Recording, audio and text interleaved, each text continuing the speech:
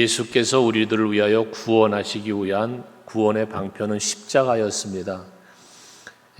십자가는 예수님에게 엄청난 고난이었죠. 그 십자가의 엄청난 고난으로 인하여 우리가 구원을 받게 됩니다.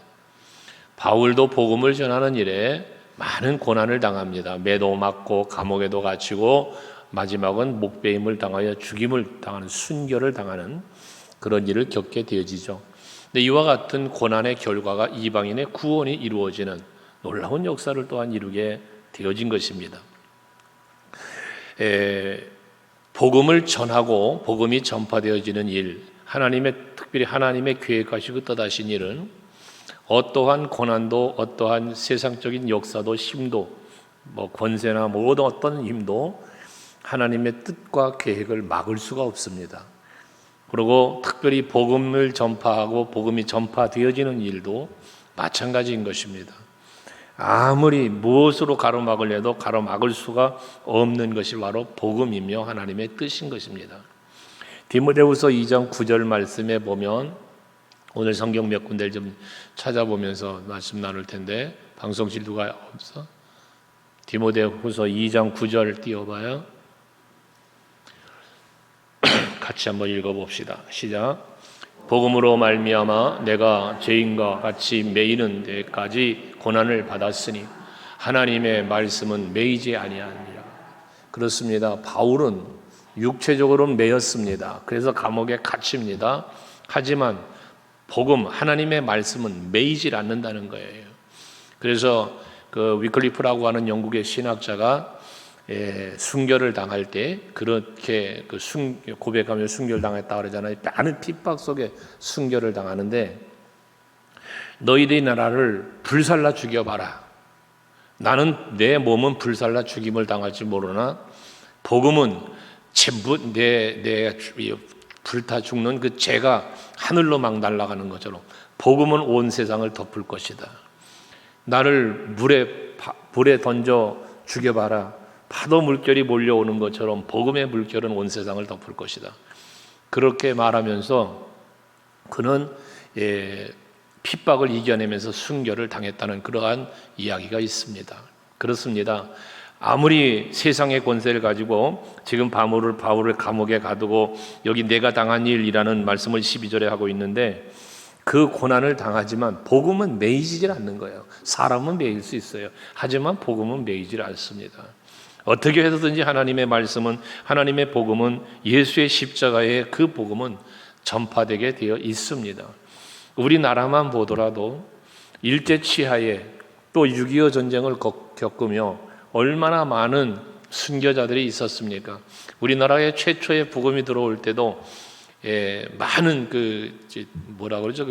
대원군 폐쇄 정책을 하고 그럴 때 얼마나 많은 토마스 선교사님도 그렇고 언더우드 선교사님도 그렇고 많은 선교사님, 초기에 우리나라 들어왔던 많은 선교사님들이 전부 순교를 당하잖아요.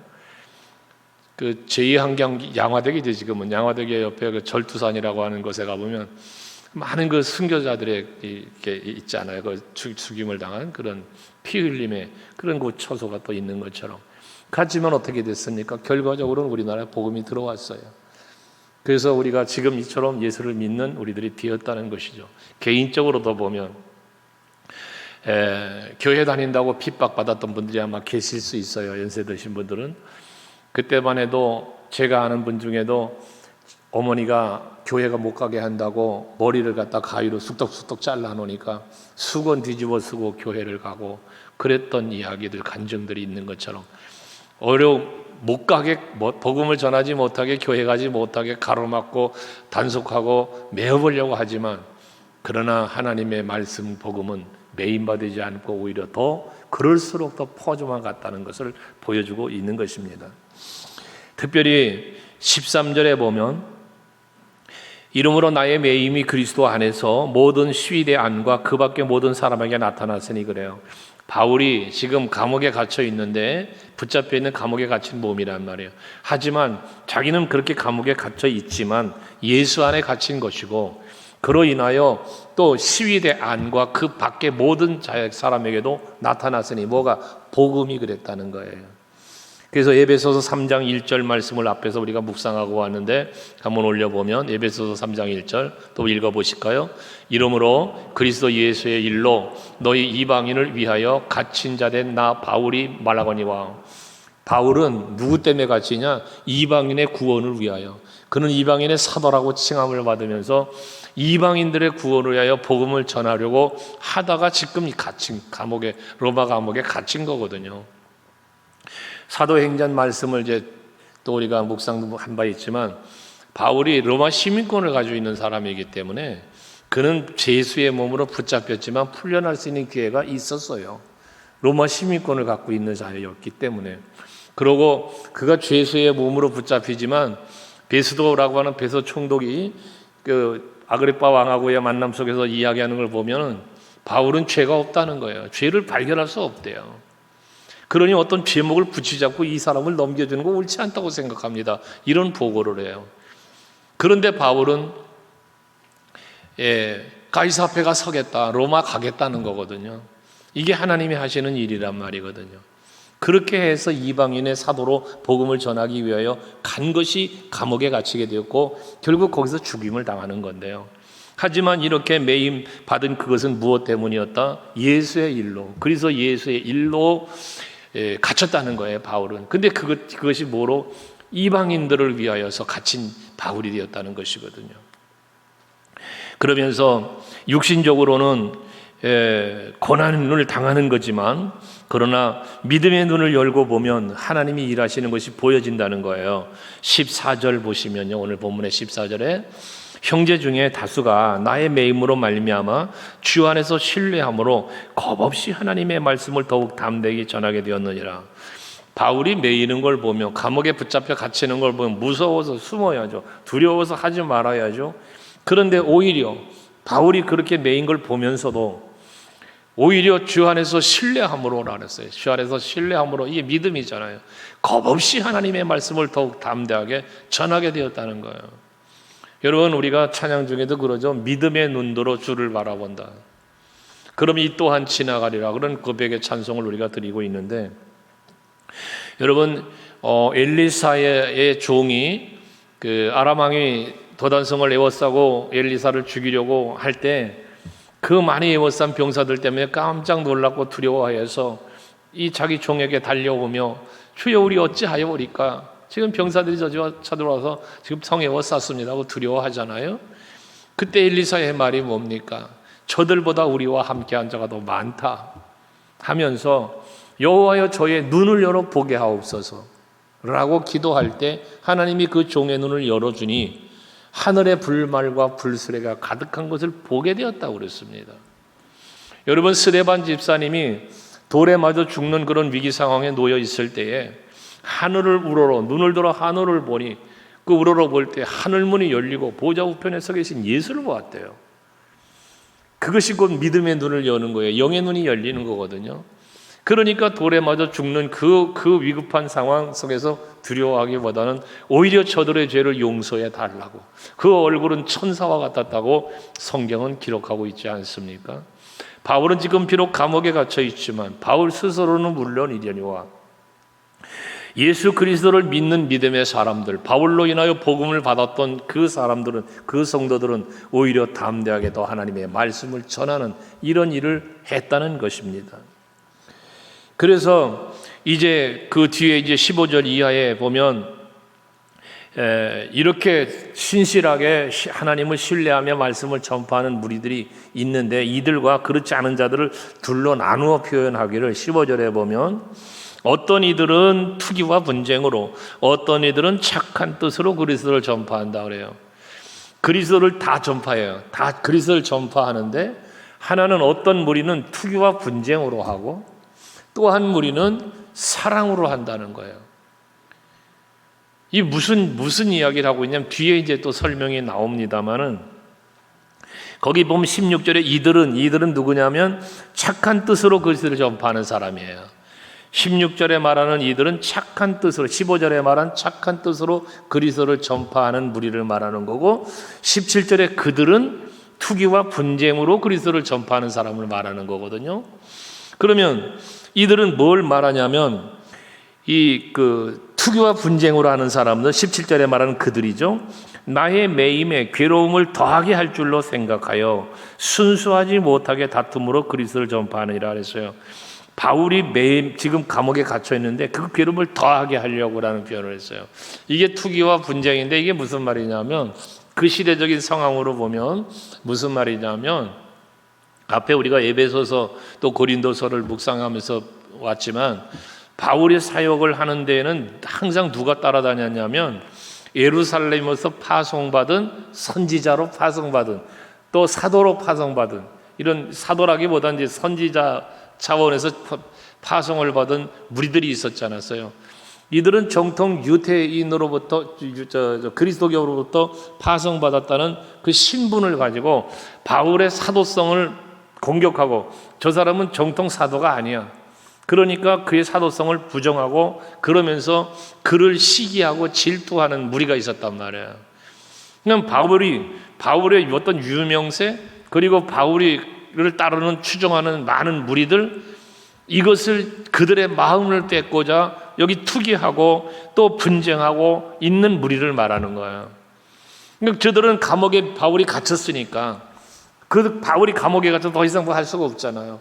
이것을 이때가 기회다 하고 그 기회를 삼아서 그걸 빼앗고자 하는 그가 하고 있던 걸 빼앗고 그 교회를 자기가 교인들을 다스리고 싶어하는 이러한 무리를 말하는 거예요. 이게 투기와 분쟁으로 그리스도를 전하는 17절에 말하는 그런 무리를 말하는 것이고요.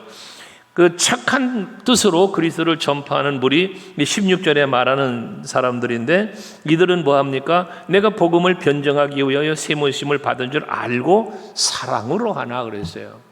이들은 하나님의 뜻을 따라서 동역하는 마음, 복음을 전하기 위하여 복음을 위하여 갇혀 있는 바울을 사랑하는 마음. 그러니 그가 전했던 복음을 사랑으로 전하는 일을 했다는 것이거든요. 오늘도 우리가 비가 쏟아지지만 전도를 했는데 여러분 전도할 때마다 제가 늘 하는 말이지만 사랑이 없이는 전도가 해도 이거는 하나님이 기뻐하는 전도가 될 수가 없어요. 여러분 우리는 전도할 때 항상 무슨 마음으로 해야 되냐? 그 한 영혼 한 영혼을 사랑하는 마음이어야 돼요. 우리 이제 토스트 전도를 하다 보니까 전도 대화 하시는 분들 간혹 서로 얘기를 주고받잖아요. 어떤 분들은 오면 뭐 여러 개 막 달라는 분 계시잖아요.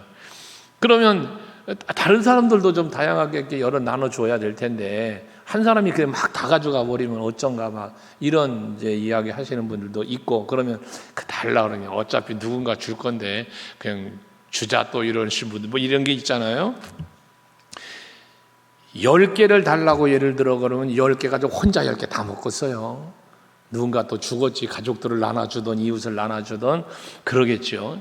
그러니까 그저 우리는 예를 들어서 토스트가 10개가 아니라 100개를 주더라도 그가 정말 예수의 사랑을 받아들일 수 있고 정말 그리스도의 사랑을 그가 인정할 수 있다면 우리는 줄 수 있어야 돼요. 그게 사랑이에요.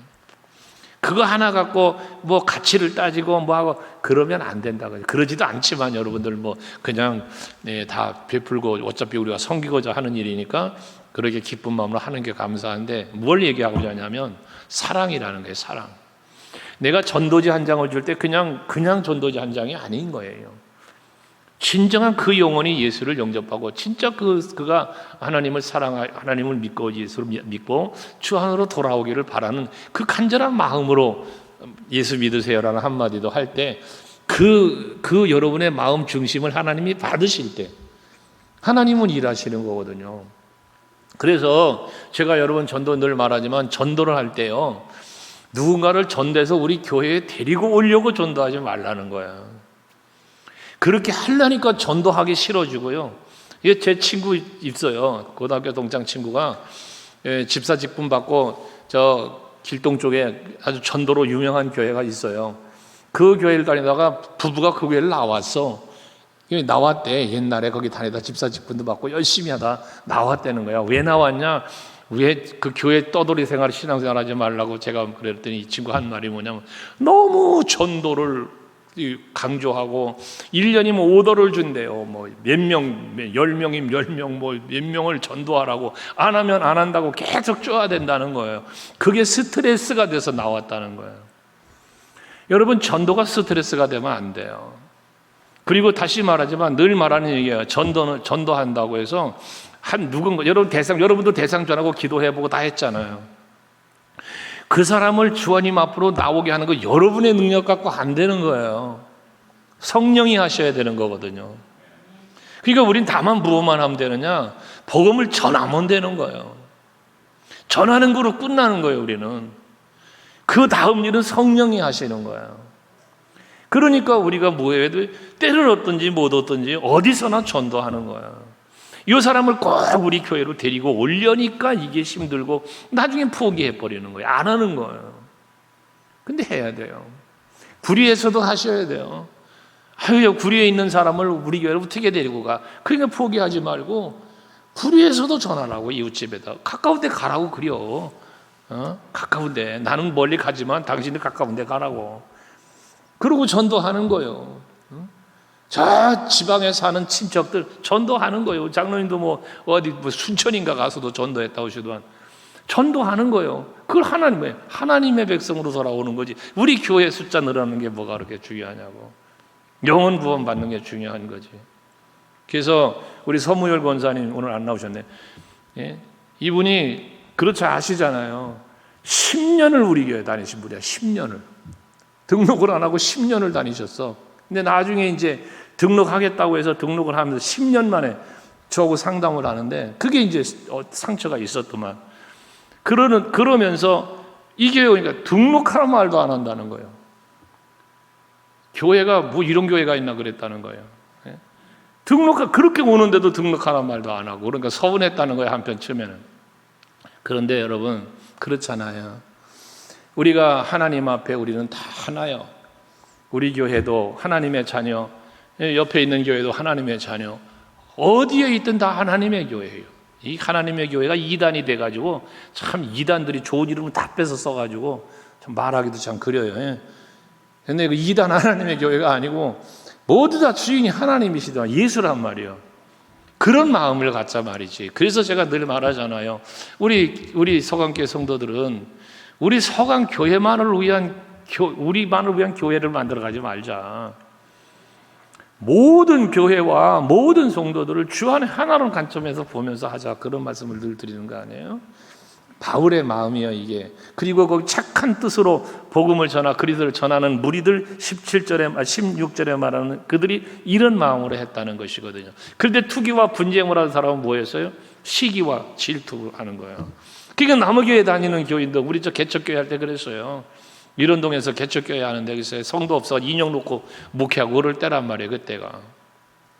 근데 성도들 몇십 명 이제 오는 데서 전도하러 큰 교회에서 전도하러 다니면서 뭐라고 전도하는지 압니까? 우리 교회로 오라. 교회가 붙어 있어, 우리 교회 교회가. 그런데 전도를 한다는 거예요. 그래서 나 교회 다닌다 그러니까 큰 교회를 다녀야 복을 받는다고 그래가며 전도를 하더라는 거 아닙니까? 그 소리를 듣고 참 기가 막혔던 일이 있어요, 개척교회 할 때. 여러분들, 전도에 대한 개념 사랑으로 해야 된다는 것, 그리고 하나님의 뜻으로 한다는 것 잊지 말고 꼭 여러분들의 전도의 철학을 세우셔야 돼요. 우리 교회 숫자 늘리는 거에 빠지지 마세요. 그 착각하다 보면 여러분 전도 오히려 못해요, 안 해요. 그러니까 우리는 주께로 돌아오도록 하는 일에 매진하면 되는 거예요. 여기 지금 투기와 뭐한 사람들은 자기 이익과 명성을 위해서 하는 거거든요. 빌립보서 2장 뒤에 나오죠. 3절 한번 보시면요, 그런 말씀이 저 앞에 떴어요. 아무 일에든지 다툼이나 허용으로 하지 말고 오직 겸손한 마음으로 각각 자기보다 남을 낮게 여기고 그랬어요. 그러니까 항상 우리는 다툼이나 허용으로 하면 안 된다는 거예요. 여러분, 한국 교회가 참 우리 이제 내일도 목사님들 몇 분 또 오겠다 그래서 같이 오셔라 찬양 한잔 합시다 라고 오라고 그랬는데, 여러분 그런 거예요. 이게 뭔가 잘못된 방향으로 흘러가는 교회들이 되면 안 되는 거예요. 항상 우리는 주 안에서 복음으로 예수로 항상 이 모든 것을 생각하고 바라봐야 돼요. 안 그러면 다툼이 생기는 거예요. 옛날엔 교회가 얼마나 연합을 잘했습니까? 저 어릴 때만 해도요, 시골이었으니까, 당신 뭐 시골이었으니까 도시교회는 어땠는가 몰라요. 우리 시골은요, 이웃교회 간에 왕래가 연합이 잘 됐어요. 이웃교회가 부흥회한다 그러면요, 심리 밖에 있는 교회들이 다 와요. 그땐 교통이나 좋습니까? 경운기 타고 달구지 타고 그래가며 그 이웃교회를 그 캄캄한 밤중에 달달달달 거리가며 모여가, 그리고 집회도 하고 그랬어요. 왕래하고. 근데 지금은 어떻습니까? 너무나 개교의 중심이 되었어요. 이게 개교의 중심이 어떻게 돼? 이게 다툼과 분쟁과 투기로 갈 수가 있다고 말이에요. 교세를 자랑하고 그런, 이게 아니잖아요. 부흥회를 다니면서도 늘 하는 말이지만, 우리 교회 운동도 그거지만, 건강한 교회가 되자. 우리가 건강한 교회가, 여러분들이 생각하는 교회론, 여러분들이 생각하는 구원론, 여러분들이 생각하는 전도 철학 바르게 가져야 된다고 말이에요. 혹여라도 다툼이나 투기나 분쟁으로 하지 말아야 된다는 거예요. 우린 순수한 사랑으로여야 된다는 것입니다. 어쨌든 18절에 보면 바울은 거칠애로 하나 참으로 하나 무슨 방법으로 하든지 복음이 전파되는 것은 그리스도다라고 했습니다. 어쨌든 그리스도가 전파되니까 그것으로 나는 기쁘다라는 바울의 고백을 봅니다. 그렇습니다. 토스트를 하던 뭐 쌀을 주던, 우리 필리핀 선교지에 쌀 운동도 했잖아요. 쌀을 나눠주던, 무엇을 주든 간에 복음만 전파되면 돼. 그리스도만 전파되면 되는 거예요. 그것이 여러분이 말로라도 전도지 한 장을 주더라도 여러분들이 할 수 있는 것은 그걸 통해서 예수가 전달됩니다. 그 사랑이 저의 마음속에 전달되면 되는 거예요. 전달되면. 아까도 그러잖아요. 아유, 이렇게 비가 쏟아지는데 고생들 하신다고. 그들에게 직간접적으로 저들이 하는 모습이 그들이 볼 때는 대단한 거예요. 그것이 여러분 예수 사랑이 직간접적으로 전달되는 거 아니면 그거로 성공한 거예요. 아까 뭐 토스도 전 나눠드린다고, 비가 오니까 나눠드린다고 손에다 장로님도 막 신발 젖어가 양말 벗고, 권사님도 그러시고, 온통 막 비를 쪼르륵 젖어가지고 그러셨던데, 그 모습을 본단 말이에요. 그 모습. 그러니까 주일날 칼럼 지금 써놨습니다만은, 옛날 예수쟁이 소리 얼마나 들었어요, 여러분. 예수쟁이. 전사 시절에 우리 그 신학 동기들이 쪽방총 다니면서 이렇게 돌봐주고 청소도 해주고 그런 일을 한 적이 있어요, 한번. 근데 그때 일을 하고 마치고 나오는데 그 쪽방촌에 사는 할아버지가 그 말 합디다. 예수쟁이들이 좋은 일하고 가네. 그 예수쟁이라는 소리가 마음에 좀 그랬었어요. 오늘 그 생각이 문득 나서 예수쟁이라는 칼럼을 하나 썼어요. 여러분, 정말 여러분들이 예수쟁이, 그 의미가 뭐예요? 예수쟁이라는 그 의미가 예수의 하나님의 사람, 예수에 미친 사람, 예수에 빠진 사람, 예수 잘 믿는 사람, 그런 개념 아니에요. 그러니까 예수쟁이라는 말은 어떻게 보면 그리스도인들을 향한 칭찬의 말이에요. 하나의 별칭으로 불려지는 이야기였지만, 그러므로 우리는 항상 때를 얻었든지 못 얻든지 복음을 전하고 예수를 전하는 일에만 매진하면 돼요. 다시 말해요, 이 사람 손잡고 우리 교회 가야지, 이 마음을 품는 순간 여러분 전도는 힘들어지는 거예요. 또 포기까지 돼버리는 거예요. 그러지 말고 어디서든지 친구를 만나면 전도, 뭐 어디 가서 뭐 시장을 봐도 전도, 무슨 전도? 예수만 전하면 되는 거예요. 그런 하나님께서 그걸 기뻐하시고, 여러분 그러면 생각해봐요. 부산에 있는 어떤 사람이 여기 옆에 있는 사람 전도를 해서 예수 믿으라고, 그 전도를 받고 여러분 우리 교회 올 수 있는 거 아니겠어요? 하나님은 그렇게 일하시는 거예요. 그러니까 어쨌든 복음이 전파되는 걸 하나님은 기뻐한다. 바울이 기뻐한다고 그랬는데, 여기 나는 기뻐하고 또 기뻐하리라 라고 했는데, 바울의 기쁨이 문제입니까? 하나님이 기뻐하는 것이죠. 하나님이. 그러면서 19절에 이것이 너희의 간구와 예수 그리스도의 성령의 도우심으로 나를 구원에 이르게 할 줄 아는 거로라고 말을 해요. 바울은 지금 감옥에 갇혀 있는데, 이 감옥에 갇혀 있는 내가 해방돼 풀려날 수 있는 길은 뭐냐? 너희들의 기도, 그리고 성령의 역사하심으로 나는 여기서 구원에 이를 줄 나는 알아. 난 여기서 자유함을 누릴 줄 나는 믿어. 다 바울은 그런 믿음이 있었다는 거거든요. 그러니 여러분들도 항상 뭐 해야 돼? 기도해야 되는 거예요. 고난당하는 이를 위하여 기도하고, 교회를 위하여 기도하고, 아직도 죄의 올무에 매여 있는 한 영혼을 위하여 기도하고, 그때 거기서 구원 얻는 길은 하나님이 하실 거니까, 그거는 성령이 하실 거니까, 그거는. 그러므로 우리들은 늘 기도해야 된다. 기도하는 일을 포기하면 안 돼요. 사무엘은 그래서 내가 너희들을 위하여 기도를 쉬는 죄를 범치 않겠다.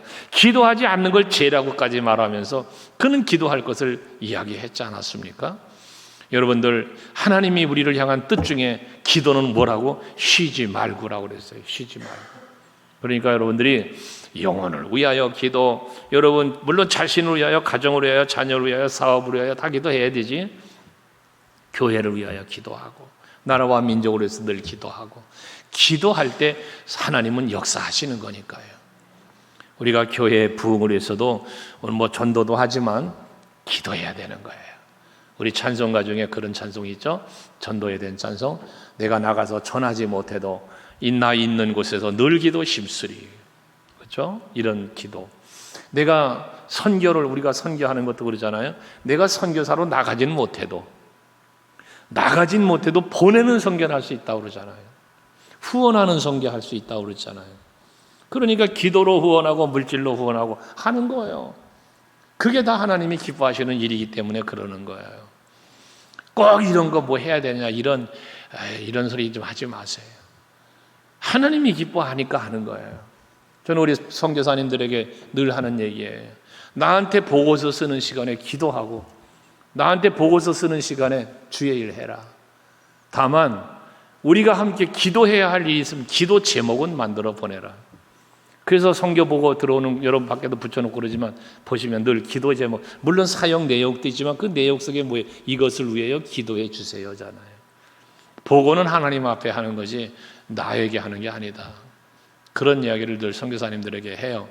여러분들도 마찬가지인 것입니다. 그러면서 이어진 말은 20절, 21절 말씀에 보면 그는 자기 자신의 생명이나 자기 자신이 고난당하는 것보다도 예수 그리스도가 존귀하게 되는 것, 복음이 존귀하게 되는 것을 더 그는 바랬다는 것이거든요. 비록 나는 고난을 당해도, 비록 내가 생명을 잃게 되어진다 할지라도 나로 인하여 복음이 증거되고 내가 이 메인 것으로 인하여 오히려 그리스도의 사랑이 알려질 수 있다면 자기는 그걸 더 원한다는 거거든요. 오늘 여러분들이 쏟아지는 빗줄기 가운데서도 고생하셨지만, 이렇게 내가 비를 맞으며 참 고생하지만, 그러나 이걸 통해서 예수가 전해지고 그 사랑이 전해질 수 있다면 난 그것으로 만족한다. 난 그것으로 감사한다. 이와 같은 아름다운 마음들, 이게 여러분들이 가져야 될 마음이고 그게 하나님의 영광이 되는 마음이 되는 거죠. 그래서 21절 그랬잖아요. 이는 내게 사는 것이 그리스도니 죽는 것도 유익하다. 내 안에 사는 분이 예수이기 때문에 내가 죽는 것도 유익하다는 이야기는 뭐예요? 예수님은 죽었다 사신 분이에요. 부활의 예수님을 바울이 다메섹 도성에서 만난 거거든요. 그러니까 내가 비록 복음을 위하여 죽는다 할지라도 나는 내 안에 사는 게 그리스도이기 때문에 나는 죽어도 살 거야. 이것이죠. 그래서 살든지 죽든지 내 몸에서 그리스도가 존귀하게 되기를 나는 바란다는 마음이 여기서 고백될 수 있는 것입니다. 그래서 여러분들도 마찬가지, 우리가 갈라디아서도 묵상했습니다마는 내가 그리스도와 함께 십자가에 못 박혔나니 그런즉 이제는 내가 산 것 아니고 오직 내 안에 누가 살아? 예수가 사셨다. 이게 바울의 갈라디아 2장 20절의 고백이 아닙니까? 바울은 그러기 때문에, 예수가 내 안에 계시기 때문에 그는 죽음도 두려워하지 않았다는 것입니다. 여러분들도 죽음을 두려워해서는 안 되는 거죠. 사도행전 20장이죠. 20장 24절에 보면 내게 주어진 사명을 감당하려 하면은 내 생명조차도 귀한 것으로 여기지 않았다. 이런 바울의 고백처럼 그는 예수가 나타나고 증거되고 그 이름이 천하에 선포되는 것을 가장 귀하게 생각한 바울이었다는 사실입니다. 여러분에게도 이 마음이 있기를 다시 한번 바랍니다. 그러면서 22절 이하에 보면 그러나 만일 육신으로 사는 이것이 내 일의 열매일진데 무엇을 택해야 하는지 나는 알지 못하노라 그래요. 이게 뭐냐면 육신으로 사는 이것이 내 일의 열매, 내 일이 아니라 나의 일이에요. 나의 일의 열매일진데 그 말이거든요. 지금 육체로 고통당하고 육체로는 매도맞고 어려움을 당하지만 이게 나의 일이거든. 지금 나의 일은 뭐야? 사명이에요. 복음을 전하는 일이에요. 예수를 전하는 일이에요. 그것의 열매가 만약 된다면 그 말이에요. 내가 감옥에 갇히고 매를 맞는 것이 이것을 통한 열매가 된다면 내가 무엇을 택해야 할지를 나는 알 수 없어. 그렇지만 내가 그 둘 사이에 끼었다라고 말을 하는데 이 둘 사이가 육신과 영이에요. 복음과 세상의 육신이에요. 이 사이에 내가 꼈다는 거거든요. 로마서 7장에서도 오라 나는 공고한 사람이로다 라는 고백을 바울이 하는 것처럼 그는 육체와 영 사이에서 싸움을 하고 있단 말이에요. 그러나 그의 결론은 무엇입니까? 23절 내가 그 둘 사이에 끼었으니 차라리 세상을 떠나서 그리스도와 함께 있는 것이 훨씬 더 좋은 일이라. 그렇게 하고 싶으나 내가 육신으로 있는 것이 너희를 위하여 더 유익하리라고 말하며 저들에게 아직까지 육신은 머물면서 편지하고 보여주면서 복음을 전하려고 하는 이 바울의 모습이 보여지는 거예요. 바울의 신앙은 어떤 신앙이냐? 하늘의 소망을 갖고 사는 신앙의 사람이었다는 거죠. 그래서 빌립보서 3장 20절 말씀을 한번 보시면 그는 하늘의 소망을 갖고 산 사람이었기 때문에 말하잖아요. 자, 우리의 시민권은 어디 있다? 하늘에 있는지라 그랬어요. 바울은 로마 시민권자예요. 유대인이에요. 하지만 그는 난 로마 시민권을 가진 로마 사람이야, 나는 유대인이야라는 자랑하지 않았습니다. 그는 하늘의 시민권을 갖고 있는 사람이다라는 거였어요. 나는 하늘의 사람이다라는 거죠. 그래서 거기로부터 구원하는 자, 곧 주 예수 그리스도를 기다린다. 이 소망을 말하는 거예요. 이게 바울의 어떤 뭐라고 그럴까? 내세관이에요. 내세관. 여러분들에도 이거 있잖아요. 그렇죠? 여러분들은 하나님의 자녀시잖아요. 여러분 하늘나라 백성이잖아요. 그죠? 이걸 믿으시잖아요. 그리고 우리의 소망은 어디에 있어야 돼요? 하늘에 있어야 되는 거예요. 하늘에. 예. 또 디모데후서 2장 3절을 한번 또 찾아보면 디모데후서 2장 3절에 자 보면 너는 그리스도 예수의 좋은 병사로 나와 함께 뭐라? 고난 받아라. 이게 뭔 얘기입니까? 우리는 예수의 병사예요. 그리스도 예수의 병사. 그러니까 예수께 속한 자란 말이에요. 나의 대장은 누구? 예수요. 예수의 지휘에 의하여 따라가는 사람이 되는 거예요. 근데 그 가는 길이 고난이다. 십자가, 우리 찬양 중에 그런 찬양하죠. 갈보리 십자가의 예수님을 바라볼 때 나도 십자가 지고 주를 따르리라 막 이래 고백하지 않습니까? 예수님 가신 길은 고난의 길이면 틀림이 없어요. 그렇지만 고난이 끝이 아니었잖아요. 부활의 승리와 하늘 보좌에 오르신 영광이 있다는 거죠. 그럼 우리가 그리스도 예수의 병사로 예수와 함께 고난을 받고, 여기 바울이 디모데에게 한 말인데, 이거는 바울이 예수 따라가는 것처럼 디모데야 너도 나와 같이 고난 받자. 예수의 이 병사로 같이 고난 받자라고 지금 권하는 거거든요. 바울이 디모데에게. 그러면 그 고난의 결과가 뭐요? 승리, 영광이란 말이죠. 이게 우리 서강교회 성도 여러분들의 신앙관일 수 있기를 원합니다. 죄일 하다 보면, 믿음을 지키다 보면, 때로는 뭐 복음을 전하고 헌신하다 보면 힘들죠. 고난이 있죠. 하지만 그 고난의 결과는 멸류관입니다, 여러분. 하늘나라입니다, 여러분. 상급입니다. 그러니까 그 부름의 상을 바라보면 우리는 달려가고 있는 것이죠. 로마서 8장 18절 말씀 우리가 거의 많이 암송하시는 말씀이죠. 바울의 고백이지 않습니까? 같이 읽어볼래요? 시작. 생각하건대 현재의 고난은 장차 우리에게 나타날 영광과 비교할 수 없도다.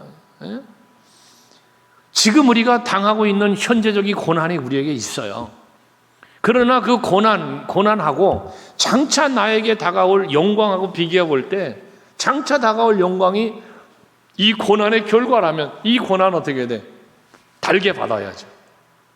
그렇잖아요. 저는 이 말씀을 생각하면 운동선수들 생각이 많이 나요. 저도 뭐 옛날에 운동했었고 지금도 뭐 운동하면 이렇게 하지만 운동이라는 건 힘든 거예요. 아까 우리 하장로님하고도 같이 식사하면서 그런 얘기 했습니다만, 건강을 위해서 운동한다고 운동을 너무 과격하니까 대래 병이 나. 힘든 거예요. 운동이라는 게 힘든 거예요. 하지만 그 운동의 결과는 우리에게 뭘 가져다 줘? 건강이라는 걸 가져다 주는 것처럼, 선수들에게는 금메달이라는 메달을 안겨주는 것처럼, 승리라는 걸 가져다 주는 것처럼 말이죠.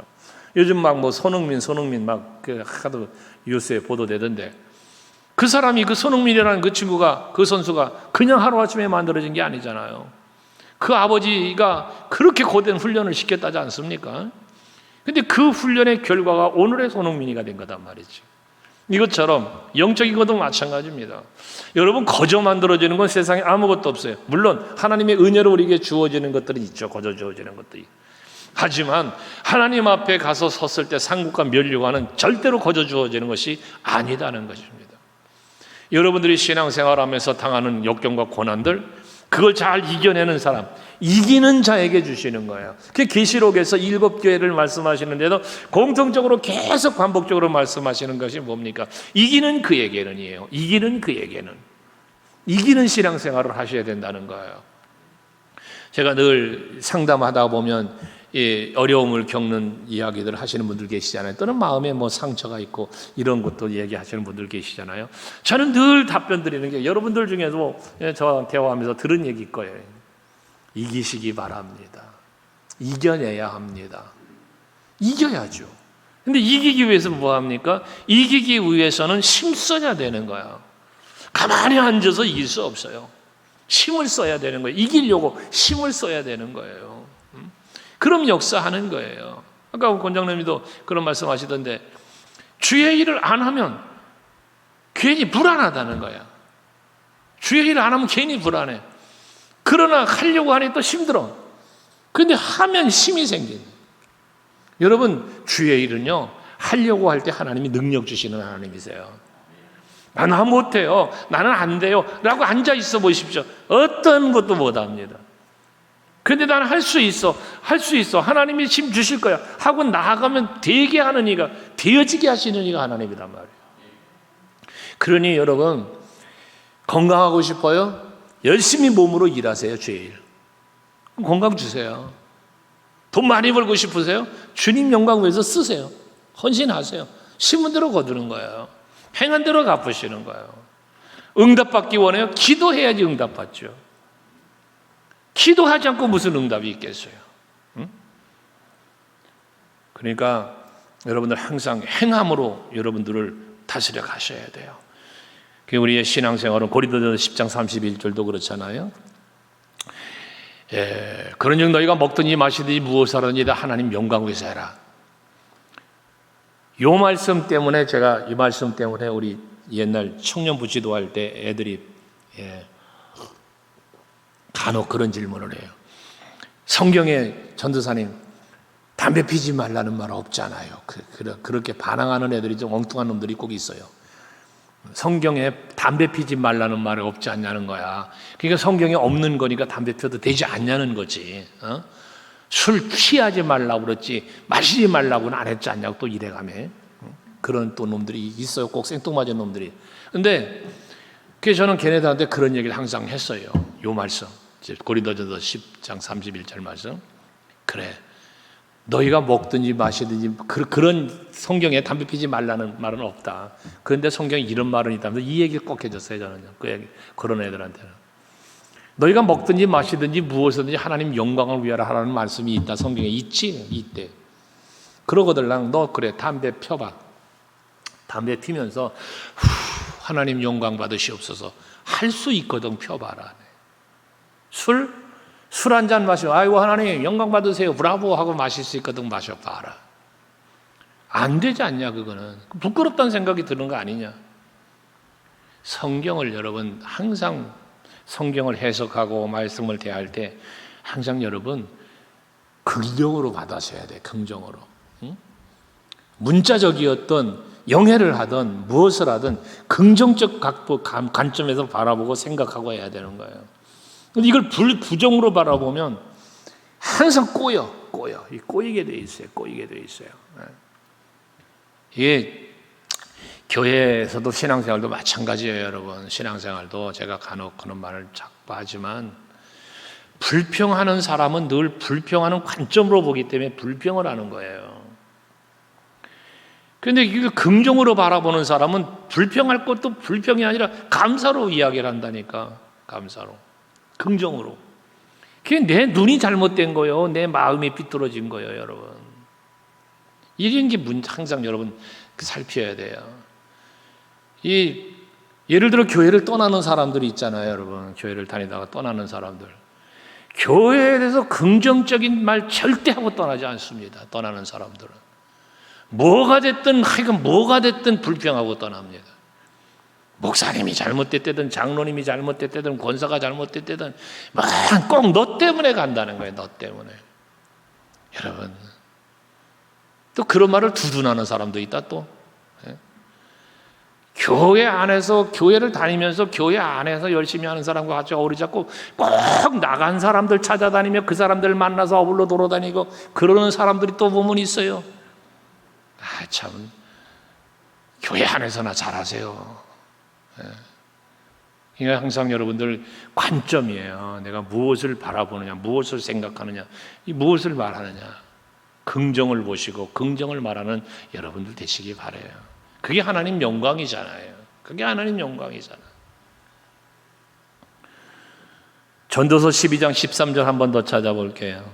전도서 12장 13절. 자, 같이 한번 읽어볼까요? 시작. 이 일의 결국을 다 들었으니 하나님을 경외하고 그의 명령들을 지킬지어다. 이것이 모든 사람의 본분이라. 그러니까 우리는 항상 하나님의, 이게 육체와 영 사이에, 세상과 하늘나라 사이에 끼어 있는 우리잖아. 바울이 지금 그 얘기한 거예요. 그 사이에 우리는 끼어 지금 살고 있는데 굳이 택한다면 어딜 택할 것이냐고 말이야. 무엇을 택할 것이냐고 말이에요. 갈라디아 1장에서 바울은 그런 말을 했죠. 내가 하나님을 기쁘게 할까, 사람을 기쁘게 할까? 만약 내가 사람을 기쁘게 한다면 나는 그리스도의 종이 아니다. 여러분, 우리는 항상 하늘나라를 바라보고 하나님의 기쁨을 보고 하나님의 영광을 생각하면서 모든 걸 생각하고 판단하는 여러분들이 되시길 바랍니다. 그러면 거기에 우리 그리스도인이 어떻게 살아가고 있느냐 하는지 답이 거기서 나오니까요. 답이. 그러면서 25절로 넘어가 보면 내가 살 것과 너희 믿음의 진보와 기쁨을 위하여라는 말을 해요. 너희 무리와 함께 거할 것을 확신한다는데 여기 너희 믿음의 진보라는 말을 하고 있습니다. 너희 믿음의 진보. 이 말은 뭐예요? 믿음이 성숙되어 가는 거예요. 믿음이 더 바르게 싸워가는 거죠. 바울이 고백한 믿음을 지키기 위한 선한 싸움을 싸우는 거예요. 아까 이김에 대해서 말씀드렸잖아요. 이 삶이 여러분들에게 이루어져야 되는 거거든요. 그래서 믿음이 자라야 된다. 앞에서 우리 에베소서 묵상할 때 에베소 4장 13절에서 그 장성한 믿음의 분량까지 자람에 대한 말씀을 했지 않았었습니까? 우리들의 믿음이 장성한 분량까지 자라는 거예요. 어른스러운 믿음이 돼야 되는 거예요. 어린아이 같은 믿음 말고 어른스러운 믿음, 장성한 분량에 이르기까지 여러분의 믿음이 성숙할 수 있기를 바랍니다. 이게 그리스도인다운 모습이죠, 이게. 그러면서 26절에 가서 보면 내가 다시 너희와 같이 있으므로 그리스도 예수 안에서 너희 자랑이 나로 말미암아 풍성하게 하려 함이다 그랬어요. 그리스도 예수 안에서 너희의 자랑이 나로 말미암아 풍성해진다. 이 얘기는 뭐냐면 바울이 너희의 자랑이 되는 걸 말하는 게 아니라 그리스도 예수가 자랑이 되어야 된다는 거예요. 나로 말미암아 너희가 자랑하는데 누굴 자랑해야 돼? 바울을 자랑하는 게 아니라 예수를 자랑하는 우리가 돼야 된다는 것이거든요. 그 바울은 그 갈라디아서 6장 14절에서 그랬잖아요. 내가 자랑할 것은 오직 십자가 외에는 자랑할 게 없다.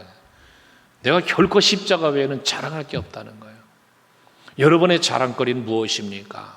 여러분의 자랑거리. 그 많은 자랑거리가 있을 수 있어요. 세상적으로, 육신적으로 자랑할 것이 많이 있을 수 있어요. 자랑하며 사셔야죠. 그런데 이 자랑이 육체적인 자랑에서 끝나면 안 된다고 그랬죠. 여러분 자랑할 거 다 자랑하라고 그랬잖아요. 제가 자랑할 것을 마음껏 자랑하라고. 그러나 마지막 마무리는, 그 모든 자랑의 마무리는 이 모든 것은 하나님의 은혜입니다. 지금 내가 이렇게 막 자랑거리가 있는데요, 이런 모든 것은 하나님이 내게 주신 은혜예요. 하나님이 내게 주신 복입니다 라며 영광을 하나님께로 돌리자는 거예요. 근데 이 영광은 싹 하나님께 돌려야 할 영광은 싹 빼놔놓고 그저 내 자랑만 다 하고 끝내버린다 그러면 여러분, 그거는 하나님이 기뻐하시는 게 아니라는 거죠. 언제나 하나님 자랑, 예수 외에는 자랑거리가 없어. 십자가 외에 자랑거리가 없는 그런 여러분들이 될 수 있어야 된단 말입니다. 27절도 너희는 그리스도의 복음에 합당하게 생활하라 그랬는데, 그리스도의 복음에 합당하게 생활하라, 복음에 합당하게 생활하라 그랬고요. 에베소서 4장 1절에 보면 부르심에 합당하게 살라 그랬어요. 거기서는 부르심에 합당하게 행하라고 그랬는데 똑같은 말이죠. 복음에 합당하게, 부르심에 합당하게, 여기에 우리 합당하게 사는 여러분이 되셔야 되거든요. 이 합당하게 사는 게 결국 뭐예요? 하나님의 기쁨이에요. 하나님의 마음에 합한 자가 되는 거예요. 그게 다윗이 하나님의 마음에 합한 자라고 칭함을 받았다고 그런 것처럼 여러분들이 복음에 합당하게, 부르심에 합당하게 사셔서 하나님의 마음에 쏙 드는 그런 여러분들이 되시기를 바랍니다. 그러려니까 어떻게 하라고 그랬어요? 27절에 보면 내가 너희에게 가보나 떠나 있으나 너희가 한 마음으로 서서 한 뜻으로 복음의 신앙을 위하여 협력하는 것, 그래서 한 마음, 한 뜻, 협력하는 것이라고 말을 하고 있어요. 이게 복음에 합당한 삶이에요. 이게 부르심에 합당한 삶이에요. 머리 대신 예수 그리스도를 지체로 한 우리 성도들이 살아가야 할 하나된 모습인 거예요. 한 마음, 한 뜻, 협력, 동력이라고도 표현하죠. 우리들의 신앙생활이 그와 같이 이루어져야 됩니다.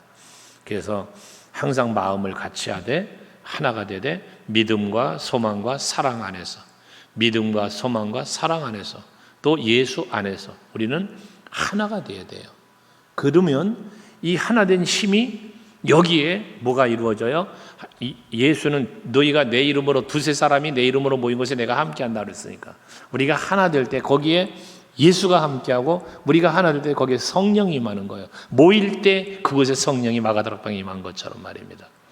우리 서강교회는 온 성도가 한 마음 한 뜻으로 협력하는 성도들이 되고 교회가 돼서 늘 예수가 있고 성령이 있는 역사하는 교회로 부흥해가는 우리 모두가 될 수 있길 바랍니다. 28절에 보면 무슨 일에든지 대적하는 자들 때문에 두려워하지 아니하는 이 일을 듣고자 합니다 그랬는데요. 대적하는 무리가 있다는 거잖아요. 이건 뭐 항상 있었어요. 대적하는 무리는 구약에도 있었고 신약에도 있었고 예수님 시대에도 있었고요. 그 후로도 계속해서 있고 오늘날도 있어요. 어느 곳에나 복음이 있는 곳에 대적하는 무리가 있어요. 교회 안에도 마찬가지예요. 얘가 양과 염소 얘기를 여러분들에게 가끔 했지만 여기 한 마음 한 뜻으로 동역하고 협력하는 무리도 있지만 대적하는 무리도 있는 거거든요. 어디에나 있는 거예요. 이거는. 그런데 보세요.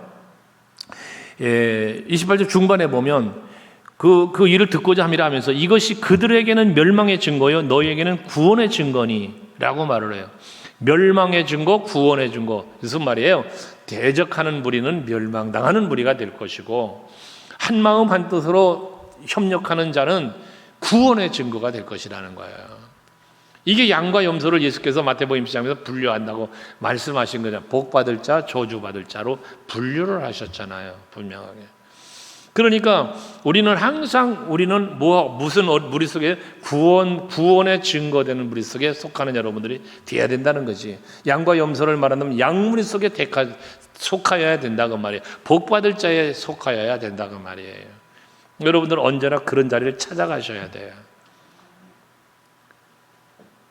그러면서 29절에 그리스도를 위하여 너에게 은혜를 주신 것은 다만 그를 믿을 뿐 아니라 또한 그를 위하여 고난도 받게 함이라 그랬어요. 고난도 하나님이 고난도 주신다는 거예요.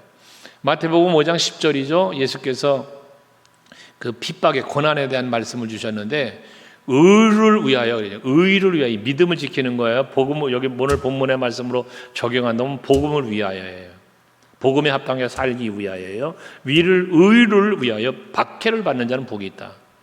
그러면서 천국이 그들의 것이다 그랬었거든요. 그러니까 고난 당하는 것이 내게 유익이라 시편 기자 말하지만 고난 당하는 게 왜 유익입니까? 고난 자체는 힘든 거라니까. 앞에도 얘기한 것처럼 고난 자체는 힘든 거예요. 피하고 싶은 거예요. 예수님도 십자가의 잔을 피하게 달라고 했는데 뭐 힘든 거거든요. 하지만 그것이 하나님의 뜻이라면 그 고난을 감당할 때에 그 고난으로 말미암아 그 박해를 받고 매를 맞고 감옥에 갇히고, 그런데 그 사람이 복이 있다. 천국이죠, 이것입니다. 천국이. 그러니까 의로우신 재판장이 나를 위하여 의리의 면류관을 예비하셨다, 바울은 그러잖아요.